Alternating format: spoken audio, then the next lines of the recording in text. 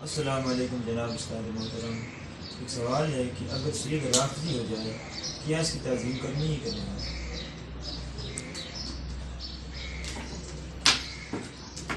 जी वालेकुम अस्सलाम वरहमतुल्लाहि वबरकातुहू। बहुत ही आपने इम्पोर्टेंट मसला पूछा है, अकीदे के मुतालिक मसला पूछा है। क्या सैयद अगर राफ़ज़ी हो जाए तो क्या हम उसकी इज्जत करेंगे, ताज़ीम करेंगे या नहीं?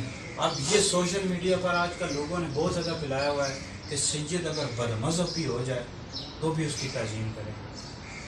अब इससे मुराद क्या है भाई, समझो इससे मुराद क्या है? सैयद अगर बदमज़हब हो जाए, पहली बात यह है कि जो सच्चा सैयद होता है वो कभी भी बदमज़हब नहीं होता। लेकिन अगर बदमज़हब हो जाए, बदमज़हब से मुराद यह है कि जैसे कोई सैयद है वो अगर शिया हो जाए, यानी तमाम सहाबा की वो इज्जत करता है, सिर्फ तफजीली बन गया, मतलब मौला अली पाक को शेखैन करीमैन पर फजीलत है, वो भी आले सुन्नत हमारे नज़दीक गुमराह है, आले सुन्नत से खारिज है, लेकिन हम उसकी इज्जत करेंगे, ताज़ीम करेंगे क्योंकि हज़ूर की आल औलाद है।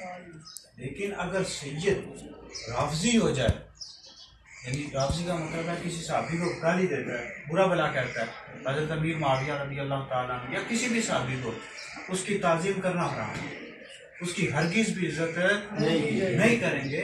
इस वजह से अब ये आला हज़रत ने लिखा है फतावा रज़विया में और दीगर हमारे बुजुर्गों ने भी लिखा है कि राफ़ज़ी हो जाए तो हरगिज़ भी ताज़ीम नहीं करें।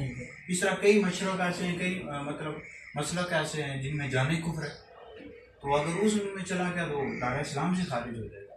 तो बहरहाल अगर तफजीली है तो फिर तो ताज़ीम करें, इज्जत करें। लेकिन अगर राफ़ज़ी हो गया है, सहाबा को गाली देता है, उसकी हरगिज़ भी ताज़ीम और इज्जत नहीं करेंगे।